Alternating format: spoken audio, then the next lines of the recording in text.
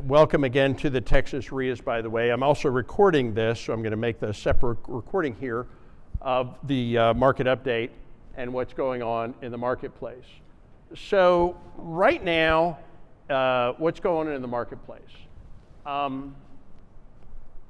What's the biggest news in real estate over the last couple of years? What happened? What changed? Interest rates. All right, let's do a poll of the audience. Interest rates have changed. So they're different. What do you think? Let's poll the audience. Who thinks interest rates are high right now? Who thinks interest rates are high? Who thinks interest rates are low? High compared to what they were a year ago. Hey, well, I'm just asking yes or no. You get one or the other. I want full participation. It's your opinion. Your opinions can't be wrong, so everybody needs to vote high or low. Who thinks interest rates are kind of high right now? Raise your hand if you think interest rates are high. Who thinks interest rates are low right now? Raise your thing if the interest rates are low. We got a lot of highs and a couple lows. I'll share my opinion. I think interest rates are normal. That's my opinion. I've been buying rental properties for 21 years. I have $30 million worth of them, houses. Most of my rental properties have a mortgage between 6.5% and 7% to this day, because that's normal. And when I bought rental properties, that's what the interest rates were, which was normal. Now, a few years ago, interest rates got down to 3%. When interest rates got down to 3%, prior to a few years ago, prior to that, when did interest rates get down to 3%? Can anybody tell me that? The answer? Never. Like never. Like it never happened before, ever. Not in your parents' lifetime, your grandparents' lifetime, or your great-great-grandparents' lifetime. Never. When will it happen again? When will interest rates get back to 3%? If I'm going to guess, I would guess never. In your lifetime, your kid's lifetime, your great-great-grandkid's lifetime. I have no idea. Nobody knows for sure what's going to happen in the future. Okay?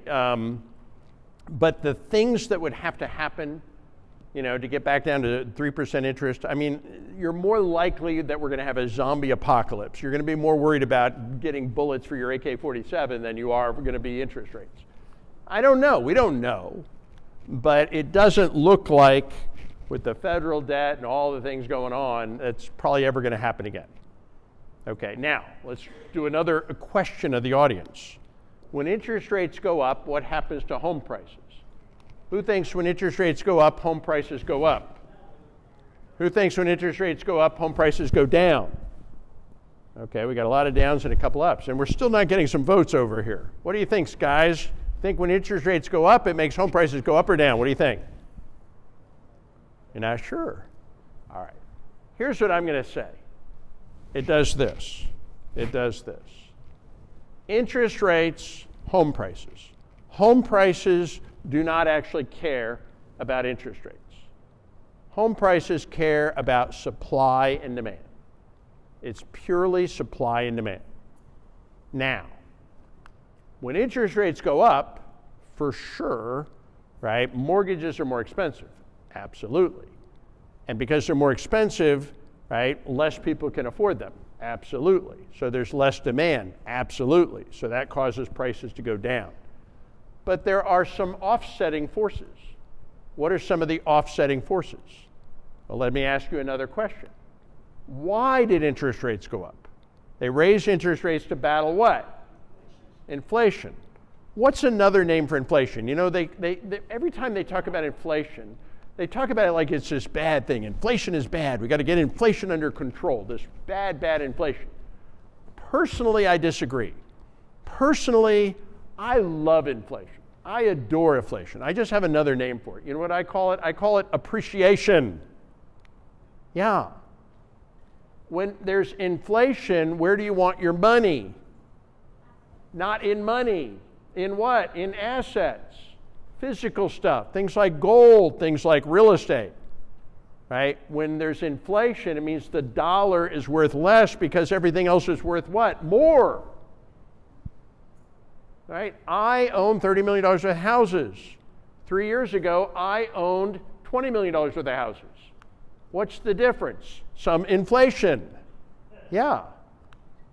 It's kind of nice, isn't it? How many of you owned a house for the last 3 years? Raise your hand if you owned a house for the last 3 years. Nice, you're a lot richer than you were 3 years ago. Congratulations. What if you had 20? What if you had 100? What if you had 200? Can't go back, can you? Going forward, you can do anything you want, right? When's the best time to plant a tree? 20 years ago. When's the second best time to plant a tree? That would be today. So yeah, now there's some other things going on with inflation and interest rates. Normally, 2/3 of the houses that are for sale are resale houses, and 1/3 are new construction. That's normal. Right now, it's inverted. Right now, 2/3 of the houses for sale are new construction, and 1/3 are resale. Why? Nobody's selling their house. Why not? Because they got a 3% mortgage and they don't want to give it up. Normally, right now, people should be saying, honey, let's step it up. Let's get a bigger, nicer house. That's normal. The economy is pretty good. The stock market is pretty good. People should be moving up, but they're not moving up. They're staying put. They don't want to sell their house because they don't want to lose their 3% mortgage and get a new mortgage at 7% or 6%. So all that inventory is being held off the market. And there's not as many houses for sale. When you hold the inventory back, what does that do to home prices? Pushes them up. So it's not as simple as to say, right, interest rates make prices go down. They push up and they push down at the same time. In fact, I'll give you some interesting data. This is interest rates versus home prices going back to 1970. From 1970 to 1981, interest rates got all the way up to 18%. So for anybody that's belly aching about 6-7% mortgages, well, how about 18%? Interest rates are cheap. And when interest rates went up, you know what happened to home prices? They actually went up. And when interest rates came down, you know what happened to home prices? They went up some more. And when interest rates went up and down, they kept going up. Now there's some bubbles. There's a bubble. That was that big 2008, 9, 10 bubble, little bubbles. So for sure there's short-term bubbles, but it's not as simple as like interest rates and home prices. All right, so where are we? Well, let me give you some data. In Texas, the average price house is $425,000, and it's up 1% year over year. It's flat. The market is flat. So you got things pushing up, you got things pushing down, you balance it all out, the market flattened out. Median price in Texas, $340,000, year over year, flat, unchanged. Now, I would say the most important data point on this slide is this one right here, months of inventory. What is months of inventory? If you really want to know what's going on in the marketplace, that's the number you look at. The best way to explain months of inventory is if you took all the houses for sale, all the houses on the MLS for sale, and you just took what's on the market. You don't let any more houses get listed for sale. You only take the ones that are for sale and you sell them until there's none left. How long would they last? And the answer is 4.8 months. That's what's that? That's pretty much a consistent number? No, it's always changing. A year ago, it was 3.5 months. Today, it's 4.8 months. Yeah. So it's always changing. Well, just hold the question for just a second. Now, let me put that in perspective. That's also the average amount of time to sell one house. Now, average. Some take longer, some take shorter. Average, 4.8 months. Now, to put that into perspective, they say if there's less than 6 months of inventory, you have a seller's market. If there's more than 6 months of inventory, you have a buyer's market. If there's right around 6 months of inventory, you have a neutral market. We're in a seller's market. And people are like, the market's down, it's still a good market. Now, it's not as good as it was a year ago. A year ago, we had 3.5 months of inventory. We had a hot market. Now we have a warm market, but it's still a seller's market, and that's perspective. Now, go back some data, historical data. 2021, prices went up 18% in 1 year. 2022, prices went up another 10.7% in 1 year, and then 2023, it flattened out. So it went way up, went up some more, and then it flattened out. So let's take a look at some of the different cities, starting with Houston.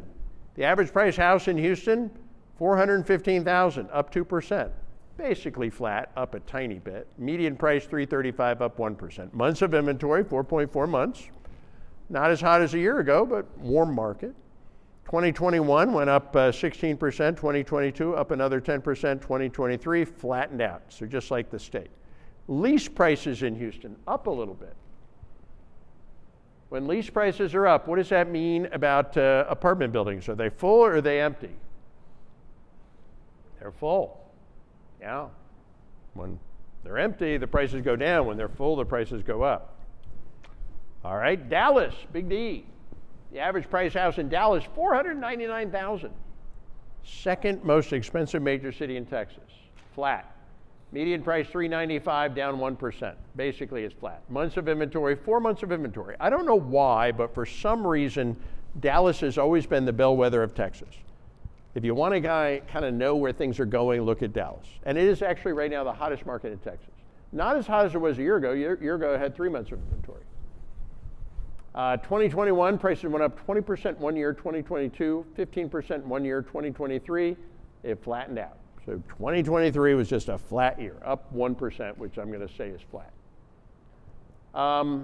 Austin. Austin, the average price house in Austin, $573,000, average. We did some research to try to understand this better. It turns out Austin, where did the name Austin come from? It turns out Austin is Latin for San Francisco. No. Yeah. Elon Musk moved to Austin. Meta, Apple, Samsung, they moved in with all their high-tech employees making six-figure incomes, and it went crazy, right? Now, it is down. It's an outlier. I'm going to explain the outlier in a minute. Down 0.6%. Median price, $435, down 4%. Months of inventory, 4.7, about the Texas average. But this is the outlier. Here's what happened in Austin. In 2021, in Austin, Texas, prices went up 29% in 1 year. In 2021, in Austin, Texas, and I was there was 0.4 months of inventory. That's less than 2 weeks of total houses for sale. Less than 2 weeks of inventory. In 2021, in Austin, Texas, you put a house on the market for sale, you got 11 offers in a weekend. 1 would win, 10 would lose. The 10 that lost would put an offer on a second house that got 11 offers on a weekend. 1 would win, 10 would lose. And this happened over and over again until people just started screaming at their realtors. What do you have to do to buy a house? I keep getting outbid. You're giving me bad advice. I really wanted that house. I wanted that house. I wanted that house. And in that unusual, never happened before market of 2021 in Austin, Texas, in that not normal market, it became normal to buy a house for 5 to 10% above appraised value. You know the bank will not allow you to buy a house above appraised value? The total down payment and the total mortgage cannot exceed by $1 the appraised value. If you want to buy a house above appraised value, you got to get your down payment, you got to get your mortgage, that's up to the appraised value, and then you got to come after that, you got to pile a bunch of money on top of that, right, to buy it above appraised value. And it became normal in that abnormal year to buy houses 5 to 10% above appraised value. 2022 went up another 10%, and then in 2023, it went down 8%. So in most of Texas, it went up 30% and it flattened out. In Austin, it went up 40%, came down 10, and it flattened out. If you bought a house 3 years ago, it didn't really matter where you bought it, you made 30%. Congratulations. If you bought a house 1 year ago, you lost 10%. And that's just perspective if you were in Austin, Texas. And then finally, San Antonio, the most affordable major city, average price $372, down 3%, median price $314, down 2%, 5.3 months of inventory, slowest major market in Texas. 2021 up 16%, 2022 up 12%, 2023 flattened out, down 2%. So where are we going from here? Market drivers. Overall, the economy is pretty good. Not great, but pretty good. Real estate doesn't really care about the economy, but if the economy is doing well, people are a little more likely to buy a house. What else? Consumer confidence, not bad. They measure consumer confidence on a 0 to 200 scale. Anything less than 100, people are scared. Anything over 100, people are optimistic, confident. Right now we're at 103, right in the middle, just above the middle, so people are a little confident. Unemployment rate, solid. People have jobs. People have jobs are a little more likely to buy real estate. Job growth, yes, we're creating a lot of jobs here in Texas, great economy. People have jobs, are a little more likely to buy real estate. Stock market, again, the real estate doesn't really care about the stock market, except that when the stock market goes up, people feel wealthier. So they look at their 401k, if their 401k went up, they feel wealthier. When they feel wealthier, they're a little more likely to buy real estate. So the stock market's done well, especially last year. Interest rates, now interest rates have gone up, right? And that makes houses less affordable, so that's pushing prices down. House price trajectory is flat, not really up or down, it's flat. Closed sales trajectory down a little bit, but it's changing. Pending sales trajectory flat, active listings flat. Months of inventory is pretty good, right? We have less than 6 months of inventory. We're in a seller's market that's pushing prices up. Housing permits trajectory, we're not building enough houses because money's harder to get, so we're barely keeping up with demand. Migration, now this is a big bullet. I should have put this as a triple-sided bullet because not all of these things are the same. This is probably the biggest one on the page. Migration is the ratio of people moving in versus people moving out. In other words, it's population growth. So last year, California lost 500,000 people. Last year, Texas gained 500,000 people. Where do you think they went? Yeah, pretty obvious, right? And then there's another 15 million people that we don't know where they went, but a bunch of them probably were here too. So we got a lot of people, and we're getting a lot more people. And everybody needs to live somewhere, right? Either in an apartment or in a house. And we're not building enough houses. When you have growing demand and not enough supply, what does that do to prices? That's a big one. Push up, right? Construction labor growth, let's talk about that. We have a problem. Contractors are dying out. The average general contractor is 58 years old, and they're getting older. So if you have a teenager, here's some advice. Don't send them to college. Buy them a hammer. Make them a contractor. They'll make way more money. They won't have any student debt. They won't have to work for some jerk, right? And they'll make a lot more money. You know, builders, contractors are making fortunes. So yeah, you know, I used to be able to build a house for 100 a foot, then it was 120 a foot, then 150 a foot, then it was 180 a foot, then it was 220 a foot. Now sometimes it costs me up to $300 a foot to build a house. It's crazy. And most of it's labor, but also the materials. And then the wild cards. What's going to happen with interest rates? You know, I hear there's an election going on, right? And there's things going on with the economy, and there's a couple of wars brewing. So our forecast is pretty straightforward. We believe the market bottomed out probably about 5 months ago. So if you're expecting some big bottom, that was probably it, and there wasn't much to it. It just basically flattened out and bounced along the bottom, starting to pick up a little bit. Interest rates are expected to fall further. That's what the Federal Reserve is telling us. Really the only thing kind of holding the market back is interest rates, and they're starting to fall. We expect interest rates to probably drop 1% by the end of the year. That is our best guess, and that will juice the market, but not much. We expect sales to start to go up, probably only by about 1% this year, and probably by the end of the year, we're going to be up about 2%.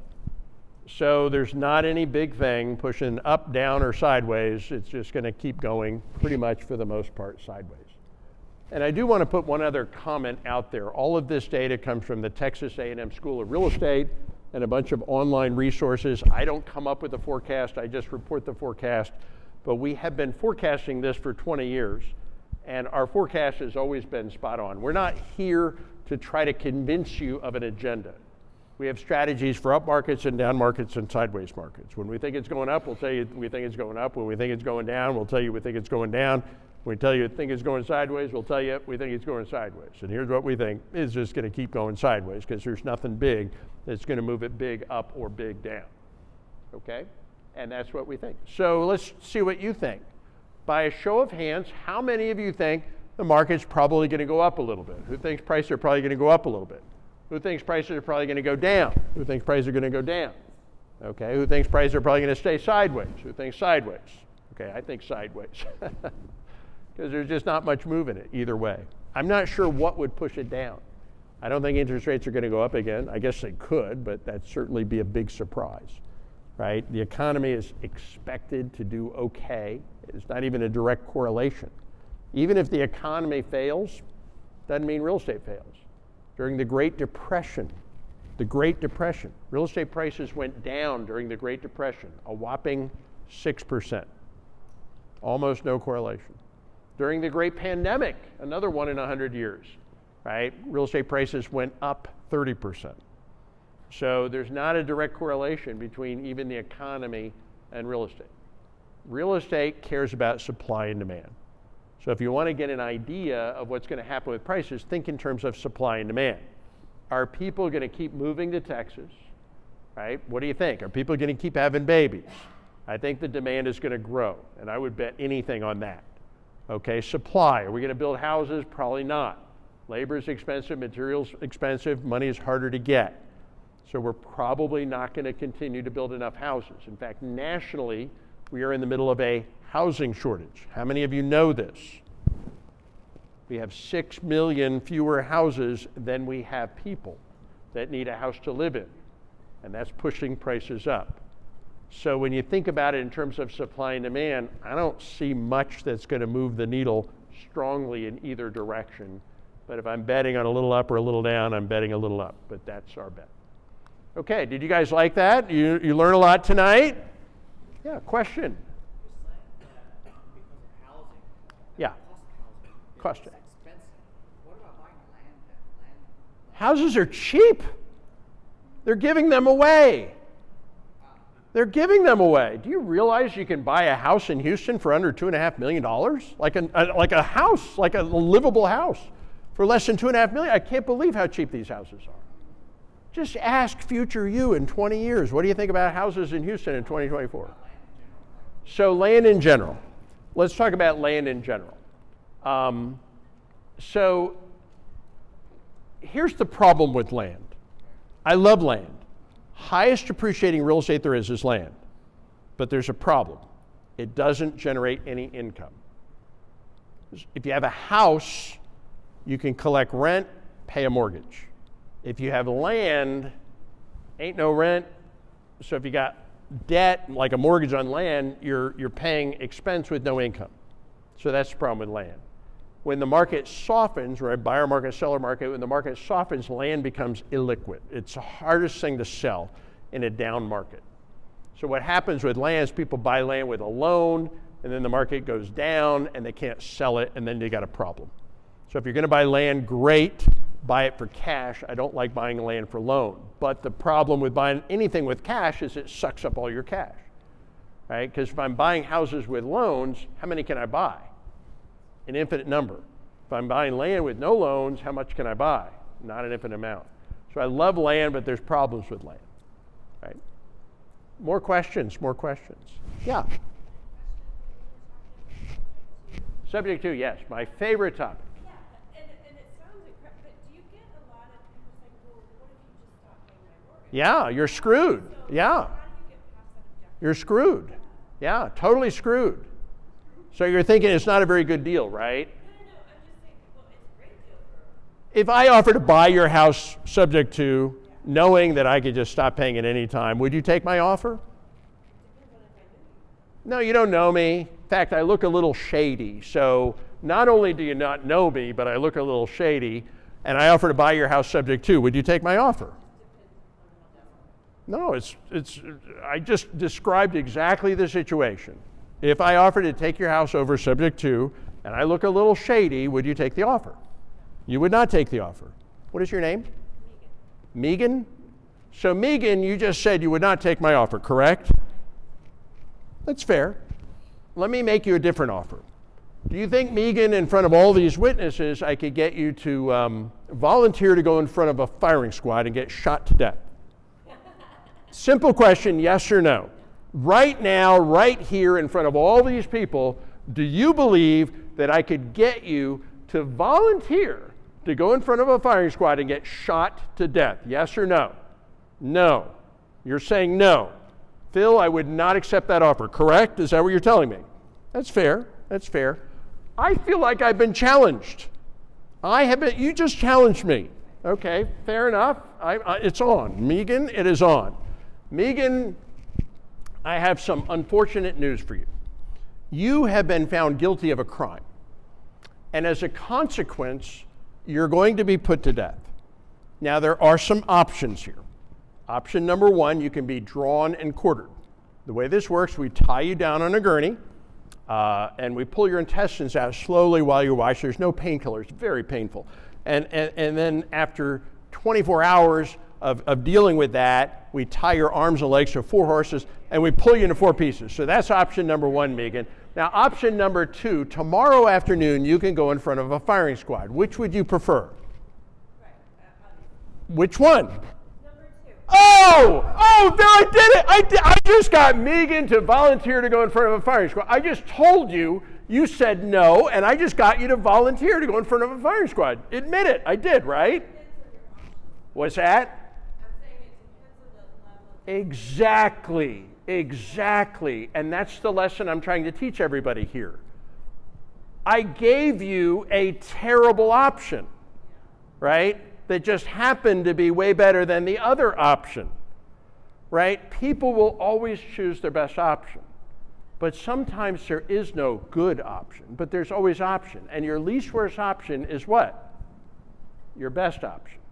So the reason I can get you to sell me your property subject to is not because it's a good option. It's because it's better than any other option. Because the option alternative is the foreclosure. And I don't know if I mentioned this earlier, but a foreclosure is what? The atomic bomb of credit hits. It's a 10-year nightmare that starts with the sheriff and his deputies dragging you and your family to the curb in front of your friends and neighbors. 10 years of dealing with the IRS garnishing your wages.